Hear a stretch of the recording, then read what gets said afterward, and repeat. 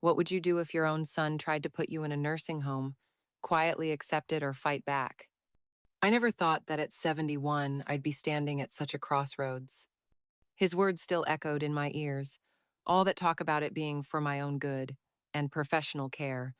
To me, it sounded like a sentence, not a solution. I tightened my grip on the bank card in my hand. Inside that account lay my life savings $1.2 million in stocks.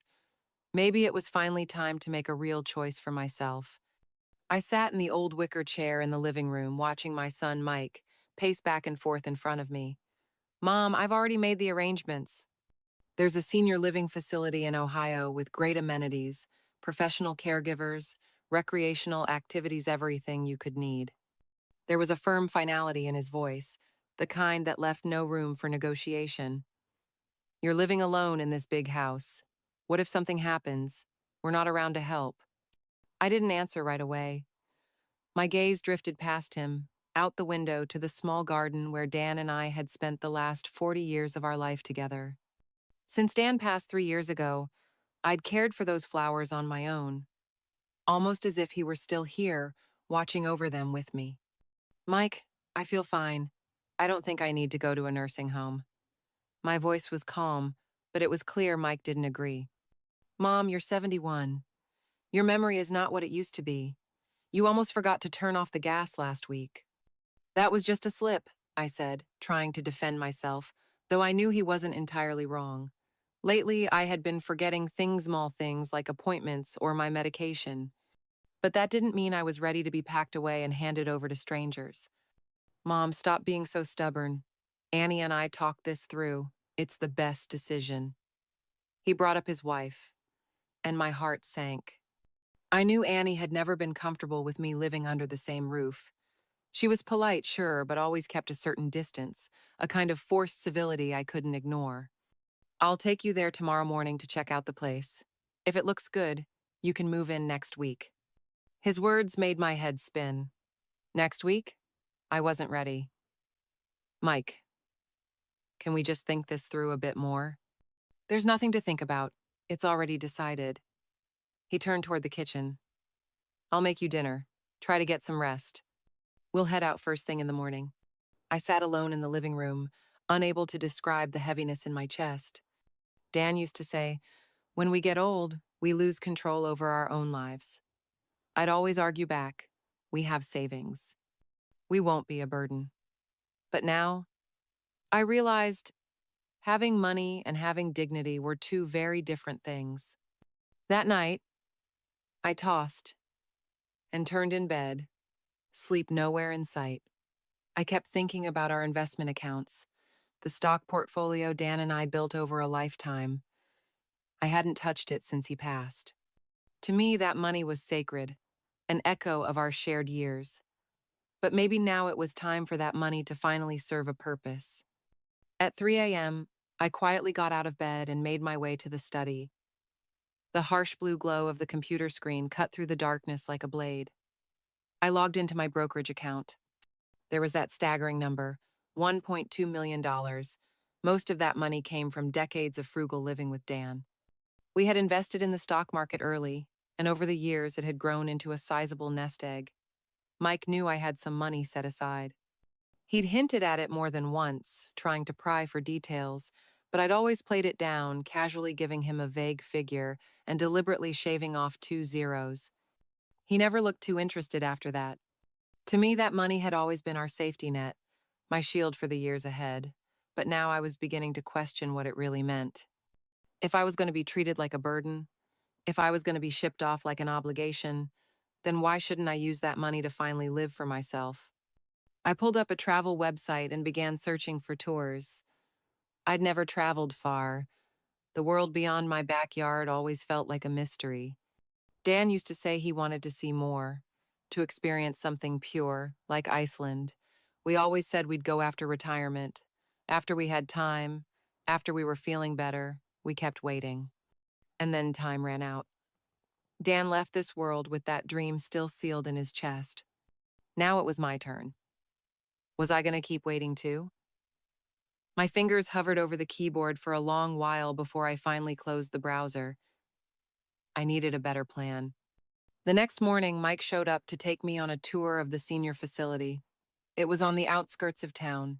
Quiet, green, the air crisp and clean. Mrs. Stan, our facilities are top-notch. We have medical staff on duty around the clock. The director beamed as she walked me through the place. This is the rec room. Residents come here to play chess, watch television, socialize. This is the dining hall. Meals are designed by a certified nutritionist. And this would be your room. Not too big, but cozy. I looked around the 200 square foot space and felt something tighten in my chest. From a spacious home of over 1,000 square feet to this, was this what the rest of my life would look like? How do you feel about it, Mom? He asked, glancing at me. It's nice, I lied, forcing a nod. Great. I'll come by tomorrow to sign the paperwork, he said, sounding pleased. Back home, the weight in my chest only grew heavier. And that late night idea, it wasn't just a passing thought anymore. It was beginning to look like a way out. Just when I was feeling utterly lost about my future, an unexpected encounter changed everything. That afternoon, I went for a walk in the small garden downstairs, hoping the fresh air would help me clear my head. Sussy, is that really you? A gentle male voice called out from behind me. I turned around to see a man in a pale blue shirt, his hair neatly combed. Time had etched its lines into his face, but there was still a trace of the elegance he must have carried in his younger years. Do I know you? I asked, the familiarity in his face tugging at something in my memory. I'm Chandler. I used to live across the street from you, and just like that, it all came rushing back. Chandler? Oh my gosh, it's you. He had been our neighbor years ago, before the neighborhood was demolished and everyone scattered. It had been over a decade since we last saw each other. I can't believe you remember me, he said, his eyes lighting up with genuine joy. I just moved into this complex. Never expected to run into an old friend. We sat down together in the garden's gazebo and caught up. I learned that Chandler's wife had passed 3 years ago as well, and like me, he'd been living alone ever since. His children lived out of state and rarely visited. It gets lonely, you know. Sitting in an empty house doesn't feel like much anymore, he said softly. I nodded, deeply understanding. Dan's been gone 3 years too. And now my son wants to put me in a nursing home, I said, unable to keep the bitterness from my voice. A nursing home? Why would he do that? Chandler looked genuinely shocked. He says it's for my own good, but we both know what that really means. I'm an inconvenience, I said, forcing a dry chuckle. These kids, Chandler sighed, they don't understand what we need at our age. What we need isn't high-end care, he continued. It's understanding. It's company. We talked for hours, reminiscing about the past, reflecting on our lives now, our children, the ache of solitude. Chandler spoke with such patience, his words measured and kind. Most of all, he understood exactly how I felt. So, Sussy, do you have any plans? He asked gently. What plans could I have? I replied with a shrug. I guess I'll just go along with whatever Mike decides. He paused for a moment as if weighing his next words. Well, I've been thinking about traveling, seeing more of the world, but going alone feels a little daunting, he said slowly. If you've ever thought about it too, maybe we could go together. The idea stirred something inside me. Why not? Are you serious? I asked cautiously. Absolutely, Chandler said with a steady gaze. I've been thinking about it for a long time. Life can't always be about doing what others want. At some point, you have to live for yourself. That sentence hit me right in the chest. I had spent my whole life giving to my husband, to my son. Wasn't it time I gave something back to myself? Where would we even go? I asked, surprising myself with the question. I'd like to go somewhere far. Do you have any places in mind? He asked, his eyes filled with something I hadn't seen in a long time. Hope.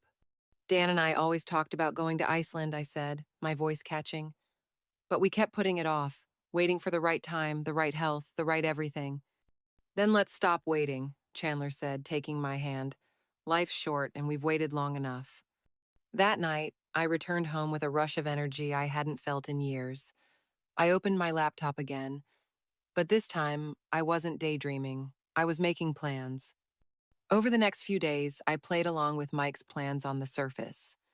But behind closed doors, I was quietly preparing for my own escape. I began organizing all my essential documents: driver's license, bank cards, paperwork for my investment accounts. I even bought a new phone, one I'd use exclusively to keep in touch with Chandler and coordinate our travel plans. Chandler, I looked into it. There are quite a few tour groups going to Iceland right now. We could pick one with a slower pace, I said during one of our late night calls. Honestly, I think we should skip the tours. Let's go on our own, Chandler replied. His suggestion made me pause. Do you think we can manage that at our age? Wouldn't it be too exhausting? Not at all. We'll take our time. No schedule, no pressure. We go where we want when we want. That's the beauty of it. Something about the way he said it made me feel lighter. He was right. We were too old to be herded around on someone else's itinerary. This was supposed to be freedom, not another cage. What about the cost? I asked hesitantly. Sussy, don't worry about it. I've got some savings set aside. It's more than enough for both of us. His words warmed me, but I had already made up my mind. This trip, this dream, I was going to fund it. After all, I had the means. I'd like to cover the expenses myself, I told him. That's not fair. We should split it. Chandler, I said gently. Truth is, I've got a substantial amount saved. Let's just call this my little rebellion. There was a pause on the other end of the line. Are you sure? He asked. I'm sure. Very sure. Dan always wanted to travel, but we kept saying we'd wait. Wait for more time, more money, better health, and then he was gone, and the waiting never ended. I want to take that dream with me now. I want to share it with you. Chandler was quiet for a moment. All right, he said finally. I'll accept that, but only if you promise to tell me the full amount. I want to keep track so I can repay you down the road. You don't need to repay me. Having someone to travel with means more to me than any dollar amount. We picked a departure date, the day before Mike planned to move me into the senior home. It would give us the perfect window. I started the process of quietly liquidating my investment accounts. One afternoon, while Mike was at work, I sat down with a mug of tea and poured over my portfolio. Some stocks were steady performers, reliable long-term holdings. Others were volatile, swinging up and down with every headline. I decided to sell in phases to avoid making too much noise in the market. I sold off a batch of higher-performing shares first, netting a cool $500,000. When I saw the new balance in my bank account, my heart raced. For the first time in my life, I was using money purely for my own happiness. Not for a house, not for a car, not for a wedding. This was for me, for my dream. Over the next few days, I continued selling in small increments, careful to avoid any red flags. I spent hours researching travel guides, booking hotels, checking transportation options, and mapping out scenic spots. The excitement made me feel decades younger. You've been looking really good lately, Mom, Mike commented over dinner. Maybe I've just come to terms with everything. The nursing home doesn't sound so bad after all, I said with a tight-lipped smile. That's a relief. I was worried you'd take it hard, he said, sounding genuinely pleased. By the way, I'll be by the day after tomorrow to help you move in. Start packing what you need. All right, I'll be ready. I nodded calmly, but inside I was counting down the hours. Just 2 more days, and then I'd begin the boldest adventure of my life. The night before I was supposed to move into the nursing home, Mike came over to have dinner with me. It might be the last time we shared a meal in this house. Mom, are you really ready for this? He asked, passing me a serving of stir-fry. I'm ready. I've packed most of my things, I replied, watching him closely, a storm of emotions welling inside me. It would be a lie to say I didn't feel anything. He was my only son, after all. But I couldn't ignore the disappointment, either the way he distanced himself, the quiet efficiency with which he planned to move me out of my own life. Good. I'll be here first thing in the morning, Mike said, eyes focused on his plate, avoiding mine. Maybe there was guilt in him somewhere, buried too deep to say out loud. Mike, I said, setting down my fork, can I ask you something? Of course. What do you think of the life I've lived? The question caught him off guard. He blinked, setting his own fork down slowly. You've lived a good life, he said. You were always so dedicated to your job, to our family. You made sure everything was taken care of. And do you think I have any regrets? He hesitated. Well, maybe not traveling more. You and Dad were always careful with money. You didn't really go anywhere. His answer struck a chord. So, he did see me. Maybe not fully, but he saw something. Yes, I said softly. Your father and I always talked about seeing the world, but we kept putting it off. Always another reason to save, another excuse to wait. There was a flicker of something in his expression. Regret, maybe. Mom, once you're settled into the nursing home, I'll take you somewhere. We'll travel together. Really? I asked. Of course. We can go see some of the nearby cities, make a weekend of it. Nearby cities? I couldn't help but smile, bitterly, quietly. He still didn't get it. I didn't want another scheduled trip on someone else's calendar. I didn't want sightseeing from a shuttle bus. I wanted to feel alive again, to move on my own terms. That sounds nice, I said, even though I knew it was an empty promise, one he might not even remember in a month. After dinner, he made some small talk and stood to leave. Get some sleep, Mom. It'll be an early morning. I will. Drive safe. I walked him to the door, watching his silhouette fade into the night. I felt a strange ache, a cocktail of sadness, finality, and quiet resolve. This might be the last normal conversation we'd ever have. Tomorrow, everything would change. I returned to my bedroom and picked up my phone. Chandler, 8 a.m. tomorrow at the train station. Everything's ready. He replied almost instantly. Ready on my end too, Sussy. Tomorrow we begin our new life. Our new life. Those words sent a thrill through me.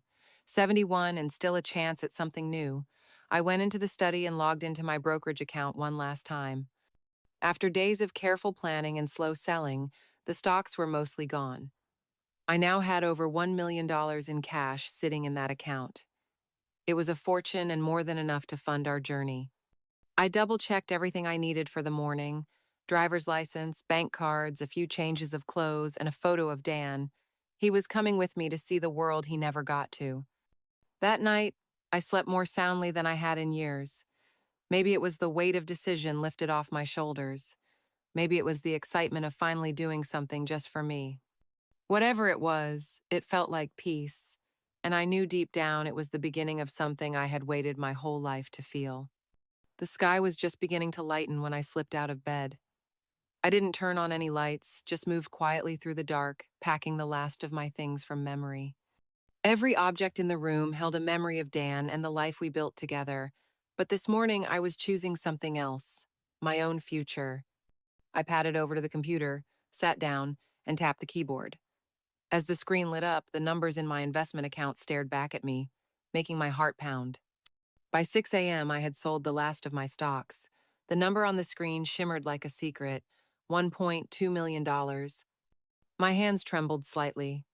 I took a deep breath and picked up my phone. Chandler, I'm ready. Heading to the train station now. His reply came quickly. I'm ready too, Sussy.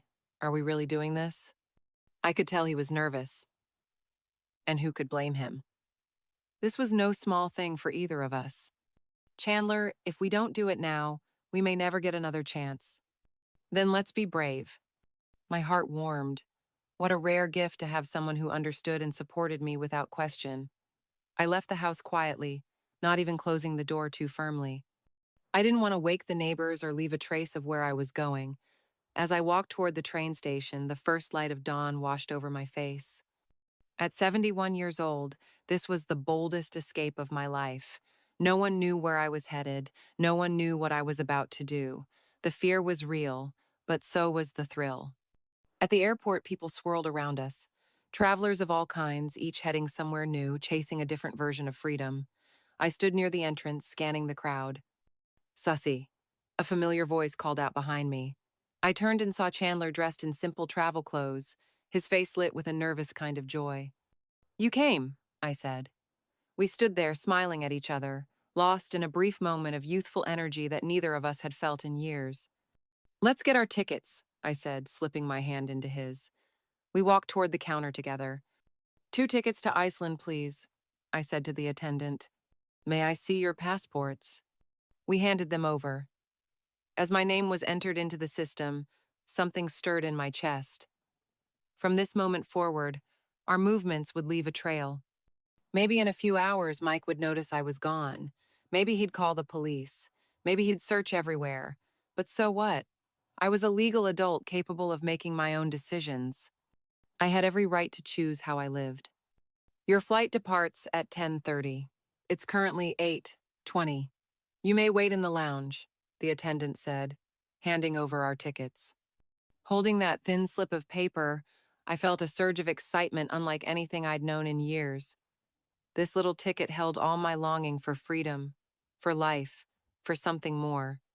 In the lounge, we found a quiet corner to sit. "Sussy, I'm still a little nervous," Chandler said softly. "I am too. But more than anything, I'm excited," I said, squeezing his hand. "Can you believe it? We're going to Iceland. We're going to see the Northern Lights. We're going to live." "I never dreamed I'd do something this crazy at my age," he said with a laugh. The minutes passed. The lounge filled with people. Young couples, families with toddlers, lone backpackers. Everyone carried their own flavor of anticipation, and we were just two more hopeful travelers in that sea of faces. At 9:30, my phone rang. The caller ID showed Mike's name. I glanced at Chandler, then turned off the phone without answering. "Was that your son?" he asked gently. "Yes, but I'm not taking that call." My voice was firm. "Once we get to Iceland and settle in, I'll let him know I'm safe." "Do you think he'll be worried?" "Of course he will, but that's the price of freedom." My eyes were steady, full of resolve. "If I answer now, he'll talk me out of it. And then this whole dream, it'll disappear." Chandler nodded. He understood.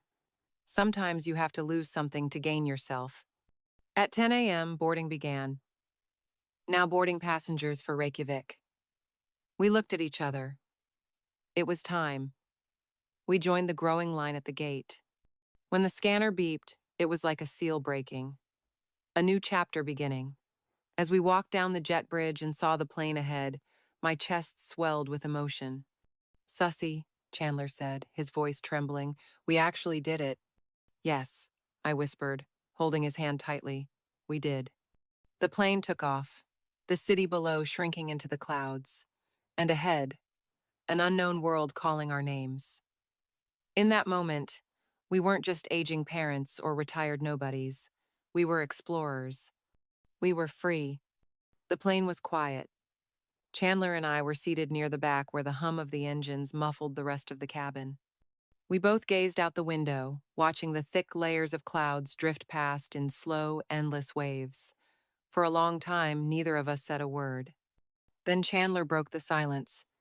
"Is this what freedom feels like?" "I think so," I said, still watching the sky.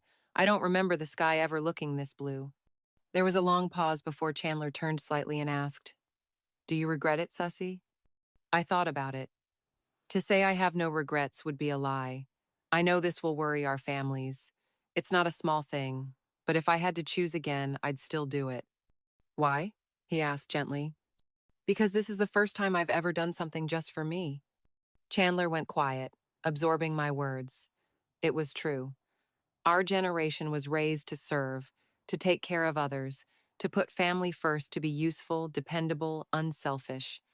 We rarely, if ever, chose joy or freedom just for ourselves. And now, at long last, we were doing exactly that. Feeling a bit giddy, I flagged down a flight attendant and asked for 2 glasses of red wine. Chandler and I toasted silently, sipping as the world drifted thousands of feet below us. Everything about that moment felt sharper, more vivid. "Sussy, would you mind telling me exactly how much this trip cost?" "I'd feel better knowing," Chandler said, his tone casual but his eyes serious. "You don't need to worry about that," I replied gently. "Like I said, this one's on me." "But that doesn't sit right with me," he insisted. "I don't want you to carry the burden alone." "All right then," I said, meeting his gaze. I cleared out my entire portfolio. I have just over $1.2 million in cash now. Chandler's eyes widened. You have that much? Yes. Dan and I built it up over a lifetime. It was supposed to be Mike's one day, but now I'd rather use it to live out the dream Dan and I never got to share. That's... That's a lot of money, Sussy. I can't let you spend it on me. I reached across the tray table and took his hand. Chandler, listen to me. Money is just a number until you give it meaning. If I left it all to Mike, he'd probably be happy, but for me, it would mean nothing. But if we use that money to travel, to see, to feel, to laugh, it turns into something real. Memories, joy, life. Which do you think is more valuable? Chandler's eyes softened. I get it now, he said quietly. I really do. Then let's enjoy every bit of this, I said, squeezing his hand. No guilt, no doubts. Deal. He smiled. By the way, once we land, what's first on our list? I did some research, he said, pulling out his phone. We'll start with the Northern Lights. There's a great viewing spot just outside the city. Then I found this local guest house that hosts dinners for travelers, and there's a whiskey bar in town that's supposed to be legendary. I chuckled. You've really done your homework. We'll take our time, he said. No rush, no schedule. We have the luxury of both time and money. Why hurry? I nodded. Exactly. Let's savor it. By mid-afternoon, the plane touched down in Iceland. As we stepped into the airport and saw the bold signage, "Welcome to Iceland," a rush of disbelief and exhilaration swept over us. We made it, I whispered, holding Chandler's arm as we walked down the jetway. The air outside was crisp and carried a salty tang from the sea. Even in the dim northern light, we could make out the outlines of distant mountains. Tomorrow, we'll see the real aurora, Chandler said, his eyes bright with anticipation. Yes, tomorrow we're true travelers, I said, my chest fluttering with excitement. We found a cozy hotel near the airport that looked clean and welcoming. 2 rooms, please, I told the front desk. We were traveling together, yes, but we still had our boundaries, and I wanted to respect them. May I see your passports? We handed over our documents. I watched as our names were entered into the system, the moment of record, but this time I didn't care who knew. We were here, we'd begun our journey. Whatever came next, we would face it together bravely, freely, and on our own terms. Early the next morning, I was awakened by the low, wild cries of Arctic gulls echoing outside our window. There was something raw and untamed in their sound, so much sweeter than the shrill horns of city traffic. I pulled back the heavy curtains and stood there mesmerized. The streets of Reykjavik glowed under a pale blue sky tinged with rose gold. In the distance, snow-capped mountains emerged faintly through the morning mist, and the houses along the coast looked like something out of a storybook. Quiet, soft, perfect. Even my heartbeat feels slower in this place, I murmured, as if whispering a secret to myself. Just standing there behind the glass, I could feel the island breathing with a rhythm all its own. After washing up, I called Chandler. Chandler, are you up? It's time for today's adventure.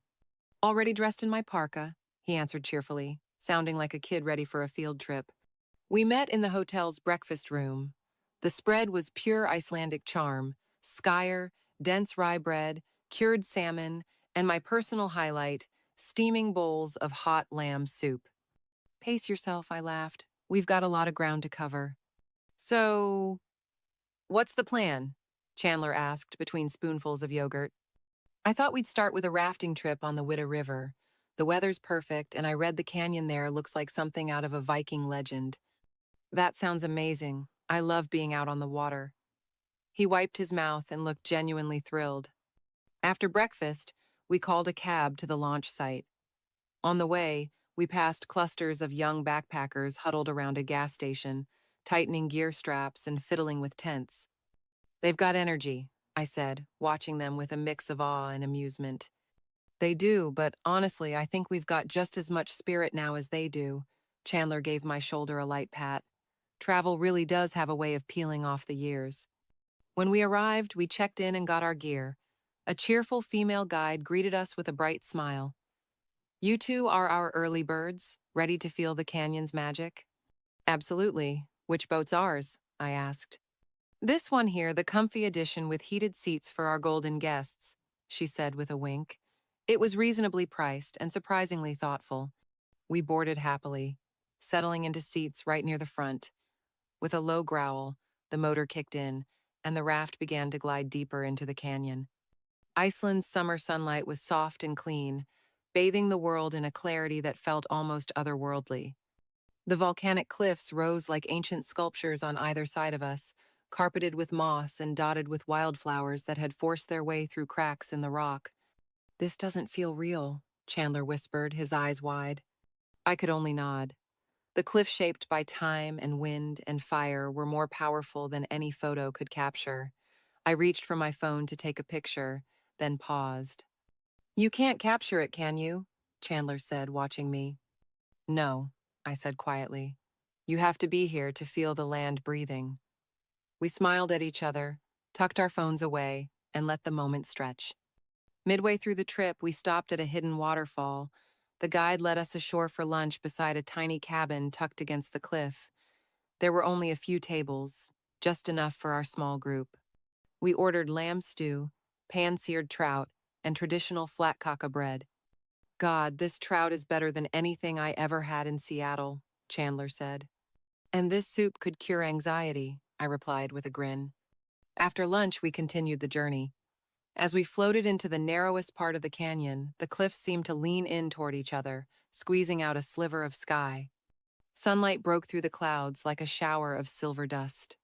Do you think Dan would have liked this place? Chandler asked. I froze for a second, then took a slow, steady breath. He would have loved it. He always felt at peace in nature. Now I'm here for him. My voice caught in my throat. He'd be proud of you, Chandler said gently. At the end of the canyon, we stopped to view a rock formation known as Horsehead Ridge, named for the shapes hidden in the volcanic stone. How many horses can you see? Our guide asked. We studied the ridges carefully. Some were sharp and obvious, others softer, like drifting clouds. 5, Chandler guessed. 7, I said with a proud grin. They say the wise can see 9, the guide added with a wink.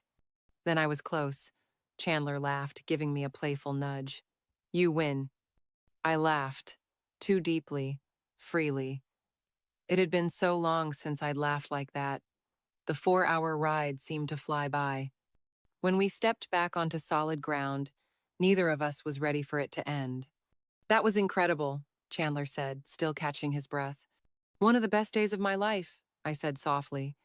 We found a nearby cafe and settled in, sipping coffee as the memories of the day washed over us like the river had. Thank you, Chandler, I said, meeting his eyes. If it weren't for you, I never would have had the courage to do this. No, Sussy, thank you. You gave me back a piece of life I thought I'd lost. His eyes glistened with quiet gratitude. Two older souls sitting together in a foreign cafe, wrapped in nothing but understanding and companionship. No pressure, no expectations, just the simple warmth of knowing someone gets you. By evening, we returned to the hotel, exhausted and content. I knew it was time. I picked up my phone and stared at the screen. It was time to call Mike. He deserved to hear my voice, to know I was safe, because no matter what had happened, blood still mattered. Back in the hotel room, I picked up my phone and saw more than a dozen missed calls. Some were from Mike, others were unknown numbers, probably the police or some agency he'd contacted. It was clear now. Mike was truly panicking. He might have even filed a missing person report. I took a deep breath and dialed his number. He answered on the first ring. Mom, where the hell have you been? I've been going out of my mind. His voice was a mix of panic and rage. I'm fine, Mike. There's no need to worry. I tried to keep my voice calm, measured. What do you mean you're fine? You were supposed to move into the care facility today, and then you just disappear. I thought something happened to you. I called the police. I didn't disappear. I just went on a trip. A trip? Alone? Where are you? I'm in Iceland. I'm here with an old friend. Iceland? Are you insane? You're 71, Mom. You can't just run off to another country like some teenager. Calm down, Mike. I'm not coming home. At least not right now. Is this some kind of scam? Did someone talk you into this? No one talked me into anything. This was my decision. Your decision? You're an elderly mom. You shouldn't be making decisions like this on your own. His words hit hard. So this was what he really thought of me. I may be old, but I can still think for myself. I still have the right to make choices. I'm doing this for you, Mom. The facility has trained staff. It's safe. You can't just run around the world like this. I'm not alone. I told you. I'm with a friend. What kind of friend? Is it a man? Are you being taken advantage of? His tone turned accusatory, and I felt something snap. Mike, do you really think so little of me? Do you honestly believe I'm some senile old fool waiting to be conned? I didn't mean that. I'm just worried about your safety. You want to know the truth? I said, my voice low but firm. I've been worrying about everyone else my whole life. About you, your father, your needs, your comfort. And now, for once, I'm thinking about myself. Is that really so wrong? There was a pause. I understand, Mom, I really do, but this is reckless. You should have told me. We could have planned something together. If I had told you, would you have let me go? He went silent. You already had it all figured out, I continued. I was supposed to be moved like furniture. What room for negotiation did I have? Mom, please. Let's just talk about this in person.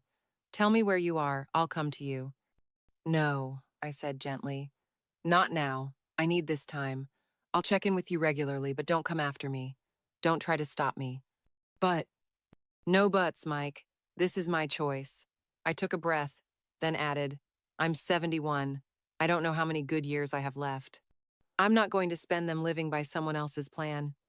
He was quiet for a moment, then let out a bitter laugh. So what? You're just going to blow through your life savings on some midlife crisis at 70? I know exactly what I'm doing. You and Dad always had those investments.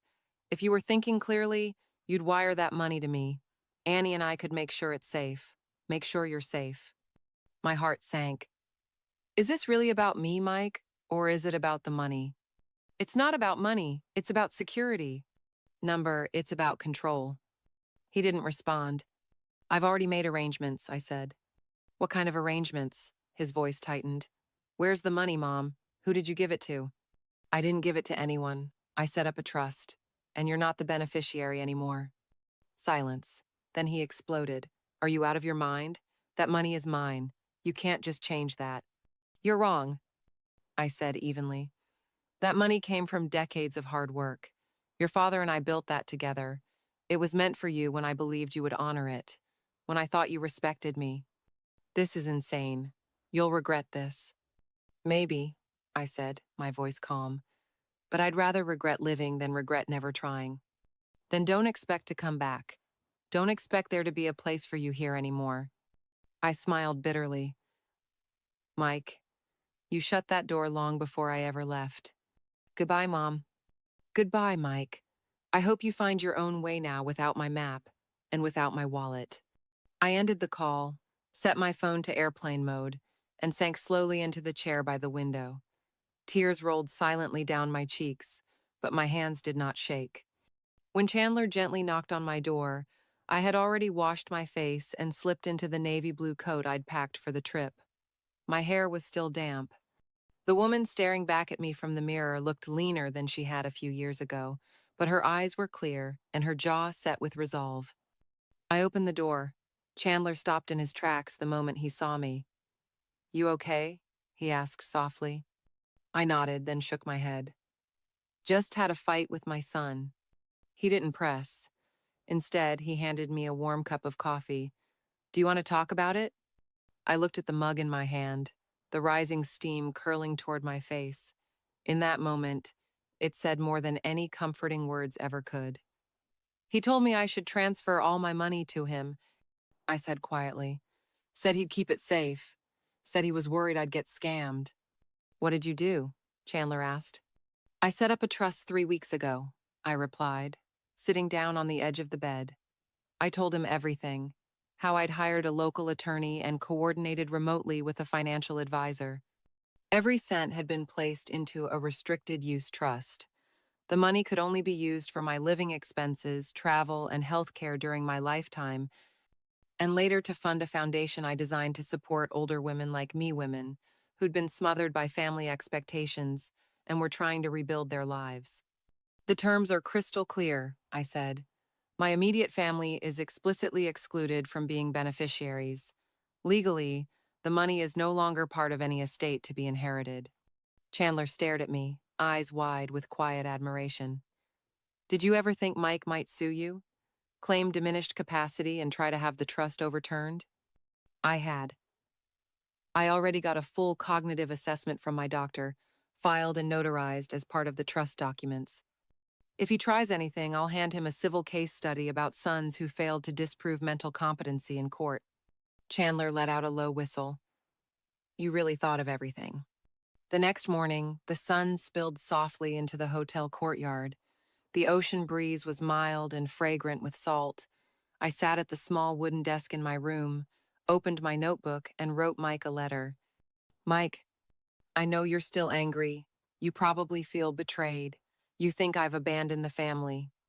You think I've stopped being the mother you remember, the obedient one, the responsible one, the woman who always saved her money for your sake. Maybe you're right. I have changed. But I want you to know something. I've finally become whole.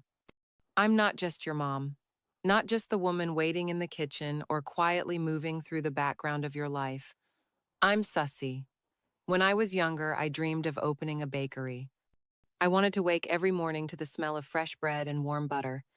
Your father and I once talked about seeing the northern lights, sleeping under the stars, feeling the pull of something vast and wild. We never did those things because you were born. We needed a bigger house, tuition, a second car, support for your growing family. Mike, if you remember how deeply I loved you, then understand this. Real love doesn't mean giving endlessly. Real love means hoping you learn to live with dignity on your own. Don't turn your mother into an ATM. I'll send you postcards. I'll tell you where I am, what joy I found in the corners of this world, but I won't return to the room you set aside for me. I won't be moved like furniture. I've chosen freedom, and with it, a future you may never understand. Sussy, not just your mother. I folded the letter and sealed it into an envelope stamped with the salt-stained postmark of an Icelandic seaside town. Maybe he'll tear it up. Maybe one day he'll read it. Either way, it doesn't matter anymore.